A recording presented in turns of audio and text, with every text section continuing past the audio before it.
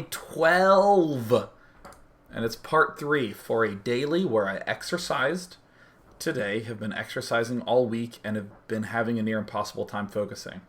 Now, as a little bit of added bonus, let me say that yesterday and Fun Day Monday, I think that parts 1 and 2 were solid. I was really happy with them. Part 3, I think, is the worst part of any Fun Day Monday I have done in my entire life. I just ran out of steam after 1 hour. The exercise just kicked. I was like, ugh. I'd spent like the whole day like working and focusing, and my body was like, no, it's 8:05. We're done. Go rewatch part 3 of that Fun Day Monday and tell me I don't even say anything. I'm like, well, it looks like there's things going on. Well, let's see here. Well, anyways, okay. I actually like left in the middle of it. It was during Queen's transfusing, and you know what I did? I did jumping jacks in my living room to try to wake up. No effect. None. Seriously, part 3 of the daily yesterday. Terrible. Yes. What else is... What are we talking about today? Yes, RSVP. Doing this cool thing. I want to come to Killer's thing. I want to be coming to Killer thing. Oh yeah, people have been saying I've been exercising all week. What I meant was I've been exercising all year. That's right, since 2012. I've been a little running boy. Because I live in sunny Southern California, it's always good weather to run. That's what's the cool part about LA. Oh, Merry Christmas! Do you want to go get a tan at the beach? Love LA. Best weather ever.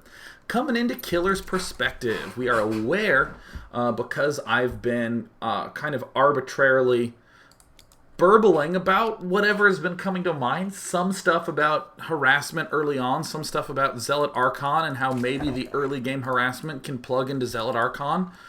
Something like that. Killer, you know, he kind of has an ESP link to me. He knows that maybe Zealot Archon could be coming, but you know, he's not certain. Our link is not that strong because, you know, my cable internet connection goes out sometime, etc. But what he does know is that the usual PvZ style is early aggression early on, and Killer is going to do something that I think is both bold and winds up not meaning that much for him in the long run. He goes hatch first. Traditionally, what we would say is hatch first gains us a lot of extra larvae. When someone says, do I go pool hatch or hatch pool? Pool hatch means safety, getting some lings up. Cool. Fewer larvae. This means more larvae. Dangerous. We lose to cannon rushes. Blah, blah, blah. We're actually going to see that Killer misses a lot of drone cycles really early on, just out of being broke. So it doesn't matter that much. If you see this, I want you to tell yourself that is not the important part of this early game opening. First cool step that we see. Positioning an Overlord in a nice spot. We get good vision here, but notice how it's also at the tip right here. So that way we can both pull back to this high ground area here, if there's a stalker down here. We can also pull this Overlord back to this high ground area here to save us a little bit. Alright, excellent. We want to get some queens up ASAP. We want to get a third up ASAP. We're aware that aggression could be coming in quite quickly. Okay, so we get zergling speed. I'm not too concerned with when you exactly get that, because the fact of the matter is that this gateway will probably not be done until about 5:15 at the earliest, after the early expanse. Probably 5 to 5:15 is when this gateway's done. He's not going to have warp gate for until about 7 minutes and 45 seconds is about the earliest that he can get it done. So you have plenty of time. Plenty of time. But let's start looking at some specifics. In the unit counting station, just 2 lings, that's easy. 2 lings, 2 queens, all drones, all the time. And, of course, building overlords, because we do not want to get supply blocked, not while there's all these people watching live. And again, he's very aware that there could be some aggressive things going on. 1 ling outside the front. This is a surprisingly underused zergling. These zerglings, always going around poking, killing off probes, surprisingly underused zerglings at the front. More and more and more Zergs are, making this a regular thing to do, but the reason this is important, another probe will be marching out here a lot of the time to go build pylons. dKiLLeR doesn't want any of that. Now, this third is a fairly late third in the grand scheme of things. You can get this one up before the 5-minute mark, typically. Pretty typically. And notice how we have a lot of larvae here that's been hanging out for a little while. This happens enough that, again, hatch followed by pool doesn't give us that theoretical advantage of way more drones. If you are someone who goes pool first, you can still use this same logic.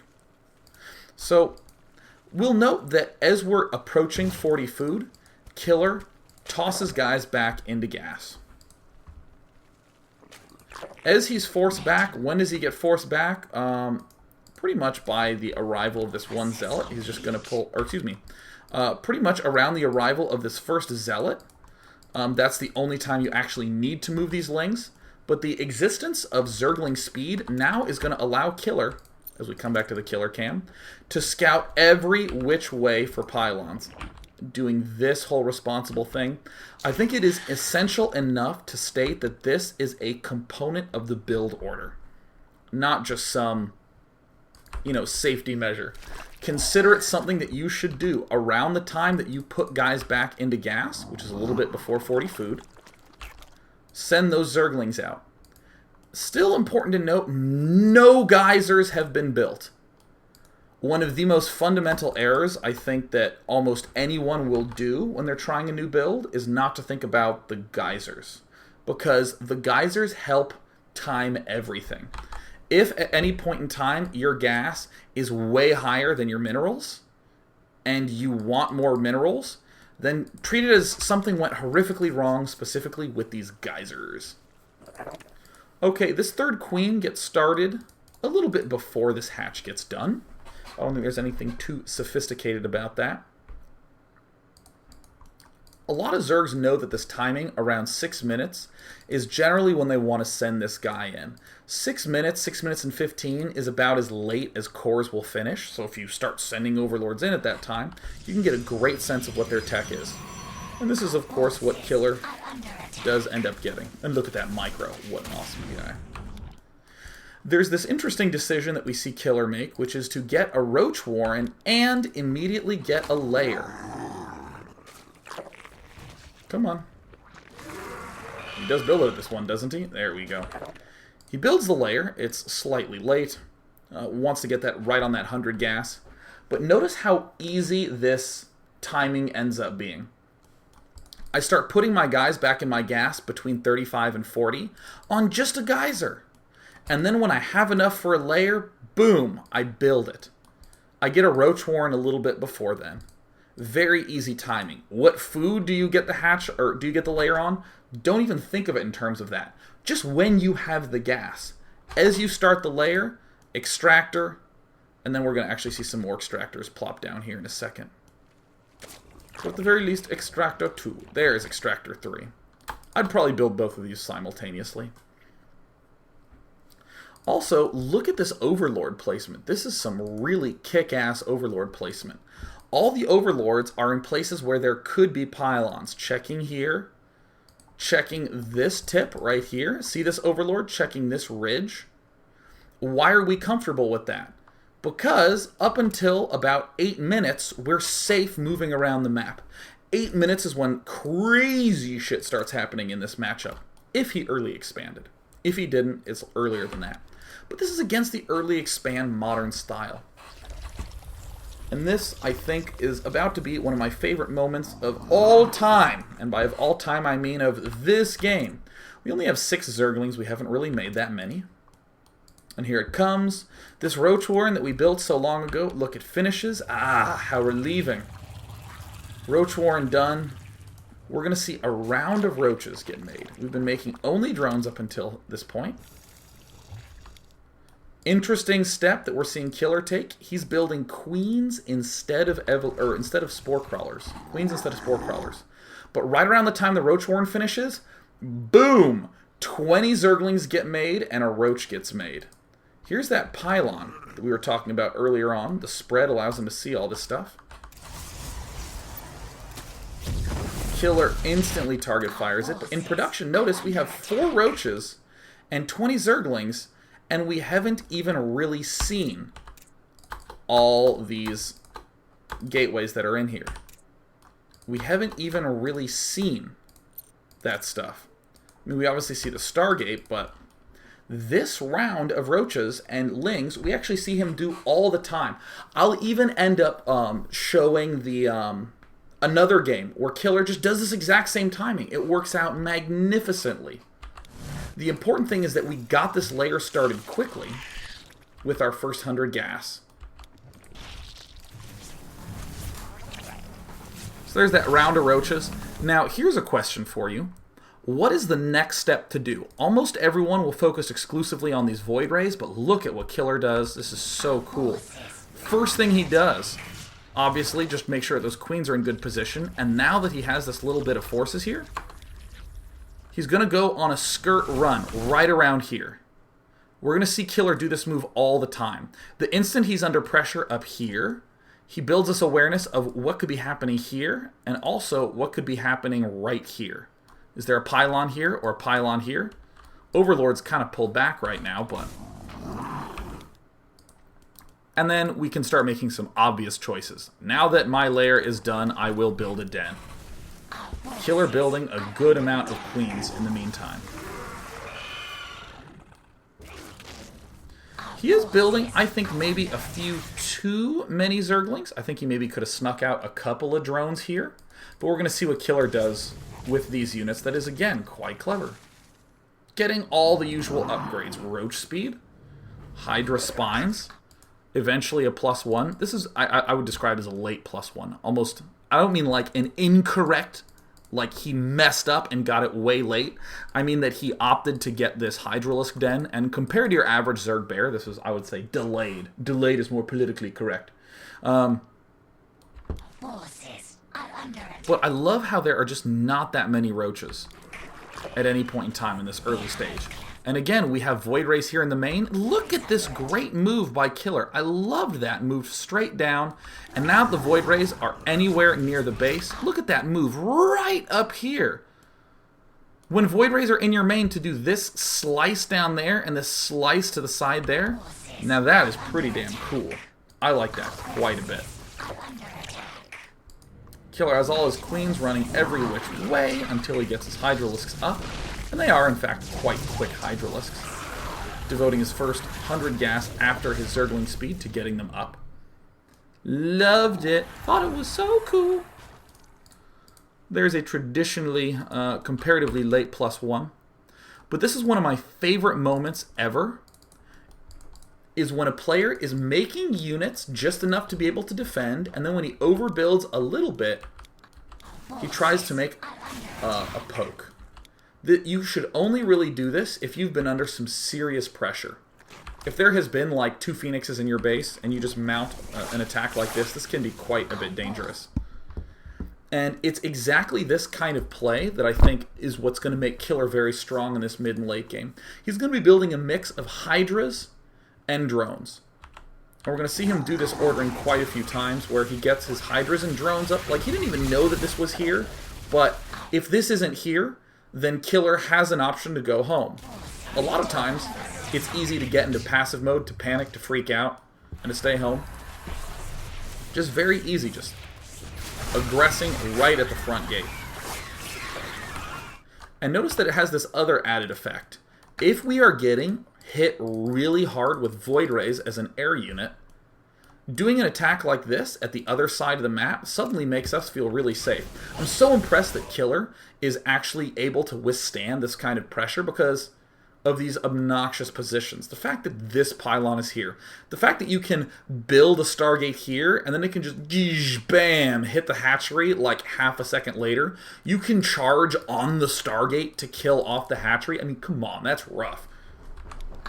Not a problem for our good friend dKiLLeR. And I know it's Dignitas dKiLLeR, but I always want to call him Dr. Killer. Dr. Killer, PhD at dKiLLeR. Some damage dealt here, but primarily it's a positional game. Hydras and drones. Hydras and drones. As he's finally stabilizing, he gets geysers 5 and 6 up. I didn't look at the timing of this 4th extractor, passed by it, but we are sadly going a little bit over on time. I still think that getting these 2 geysers when the layer goes down is the important one. Mutation. But then, after he's built up Hydras, he's been going Hydras and drones, Hydras and drones, Hydras and drones. He then goes lings and roaches and builds an expand. Why? Because he has just now defended, he is gearing up to attack again, and he's sort of doing a little bit of a preemptive. It's not like attack or expand while you attack, it's expand right before he's gearing up to do a big attack. And it's this kind of aggression that I think is very clever. Now, what has KiLLeR seen? He's experienced some storms, he's experienced a ton of void rays. But most importantly, he's managed to work his way to here. And he killed this off. Cool trick that we see KiLLeR use, that a lot of Zergs use. The instant that they start to feel as though they have a little bit of an aggressive lead, they're more than comfortable running a good amount of forces up to try to do some pressure to push back. Stefano does this a lot. Stefano does a lot of non-committal stuff. This sort of attack, I would have wanted to just do a slight adjustment, run 1 unit up, and just get a sense of what's going on here, because I think the Hydras got themselves into kind of an awful position here. I mean, if you have, like, Hydras here, I'll even show that. If we actually look at this entire army, it's some Zealots and 4 Stormers. If we're here, we can easily sort of put pressure on and then run backwards. But when we're packed on a ramp like that, it becomes way harder to actually have a direction of microing. And this is what makes me so love Zealot Archon. I love Zealot Archon. But again, we see that those are, I guess after this first attack that died over here, we saw nothing but Hydras get produced by KiLLeR. But once you have a huge lead in terms of ground, and it's suddenly hard for your opponent to attack you, sometimes one of the best responses is just to build a ton of roaches. Look at this. KiLLeR is going drone roach. He is not building Hydras. I think he has a Hydra. Excellent. And he's just doing this sort of ring around the rosy junk. I don't think he should commit quite so hard, but again, having this backside that he can always retreat, really strong. This is the sort of move that if you watched for 30 seconds, if you watched like from here to there, it's easy to be like, oh, well, that didn't help very much. That helped so much. Look at this expansion getting all established and stuff. Loved that move. Little roach pokes while you rally to an expansion are awesome. Throwing down the whole huge slew of upgrades, no big deal. I think I might just not do questions today, because what started off as sort of a loosely topicked daily has transitioned into a longer daily than I would have expected, and the focus is dying. Nice little solid pokes at the front, and this is something that I think specifically works well against this Zealot Archon mixture, especially if they're getting a lot of Templar up. Stormers in particular are kind of weak at sort of frontal pokes. They're good in these big aggressive situations like that where you can really nail a lot of those units on. But everything that KiLLeR does tech-wise is pretty reasonable. Getting the Infestation Pit. A little while back during this first attack, I didn't point it out, but right as this big Roach attack was getting ready to do its run around in the middle, rally into the backside there, getting up an Infestation Pit. And while all this is going on, I'm even going to come over here. Look at all these upgrades that are going down. And as this thing gets up, you're going to see Pathogen Glance. Glance at the minimap. You see the Roaches doing their run around Aru? Pathogen Glance comes up in just a little bit. There it is. Roaches still doing their distracting thing. The Void Rays know where the Roaches are, but this is such a great time-buying exercise. I'm going to just speed it up because I've been going for 20 minutes. Blah, blah, blah, blah, blah, blah. Continuing right along. Void Rays are pretty much pinned to sitting at the front door. It's kind of like a weird double-edged sword, and I hate saying double-edged sword because it's a silly phrase, but Void Rays if you build a lot of them against Zerg, they're so strong in the direct engagement, but they're slow. So if Zerg is sending nimble units around, speed roaches, zerglings, suddenly the Void Rays can't do fun things like even check down here, or let alone pressure. They just don't even feel comfortable moving. And oh, look, while he's poking back and forth, expanding to the farthest away locations on the map. Kind of largely dictated by these Void Rays. This is kind of why I'm excited for Phoenixes. dKiLLeR is aggressive. And I kind of wanted to spend more time on this one game, as it was going to be originally the centerpiece of this daily, but instead I just showed like 40 games. And ladies and gentlemen, that is why I always spend a few hours at the bare minimum to prepare a daily, because it is important that it have a clear theme. Unlike today where I spent like 4 hours and just couldn't quite figure out what I wanted to talk about. Not that many Hydras, but Roaches, real good, even with the Void Rays. Even with the Void Rays, causing all the problems. Alright, cool. Aggression, aggression, expanding aggression. That's all I really want to say about that one. I just want to blast through one more game, just the start at ×8, and then I'm just going to go. Just going to go. This is that game that we saw earlier on, where RSVP did that kind of nutty DT War Prism drop thing. I want you to see some of the similarities between here. First, let me select the correct player's camera. Oh, look at that. Spawning pool up first, and then hatchery up. It's an awkward map to play on, right? Because you need to take this as your third. There it goes down. But let's go ahead and see that ordering be so wonderful and magical. So dKiLLeR will begin the game by getting up some extractors. He ends up getting up 2 at once, but he got 1 up the first time. Well, he got that 1 up so ridiculously much earlier. So what are we going to expect to see? We're going to expect to see zergling speed first. We're then going to expect to see a lair. Then we're going to expect to see a third geyser go down around the time our lair goes up. Getting our Roach Warren still around 7 minutes. There's our speed. And do we have a lair coming up? The answer is yes, as soon as he hits the L button. Come on, dKiLLeR. Come on. There you go. Alright. Woo! Fantastic. There is the lair. I guess that would be a little bit more averagely timed, but we are seeing a lot of lings running around the map. Not many, just these 9. But as the Roach Warren finishes, guide your eyes to this top side. What happens in the production tab right when this Roach Warren finishes? Suddenly, mysteriously, lings emerging in huge numbers. And a round of roaches will get made. Uh-oh, these zerglings are starting to find stuff. Yep, a round of roaches. How many? Just 1 round. Just like 1 hatch's worth. Yep, there's the roaches going down. And look at how ridiculously on point our Zergy buddy is. Making more roaches, because there's starting to be some Zealot Warpins here. But per expectation, wow, keeping Zerglings back there, so awesome. And then the speed in +1. Pretty typical. Getting our extractors 3 and 4 up, kind of in sync with our lair. And the Hydralisk Den didn't come up as fast this game. Why did he not, and why did he get the Hydralisk Den delayed this game? Well, if he'd have seen air, that would have been the first thing that went down, but he saw a lot of aggressive warpins from ground, so he kept making roaches. And as if we watched the rest of that game, we'd see crazy aggression. I'm so tired. Guys, look, listen. I'm going to be on a plane on Thursday, so there's going to be no daily on Thursday. Ugh.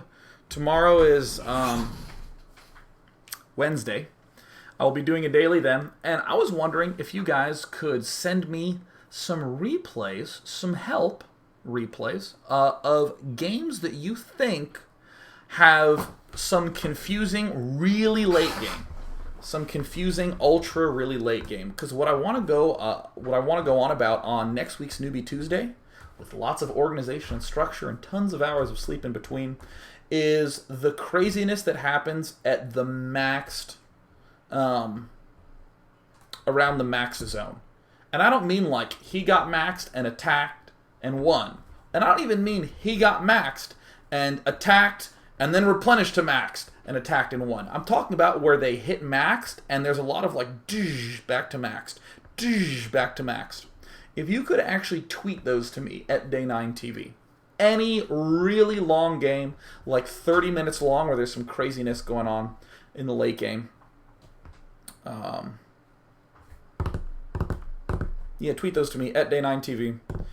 Tomorrow will hopefully be a more organized topic. But you know what? Rain or shine, the daily happens every time, even when I make an idiot out of myself. So you know what?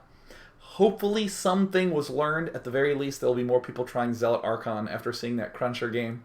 And I want to see if there's some way to link together that aggressive PvZ style we've been seeing so much, just the usual 4 Warp Gate crazy aggression, and the sort of Phoenix Zealot Archon mixture. Because I always have been calling it Zealot Archon, but I'm starting to think that Phoenix is hella important.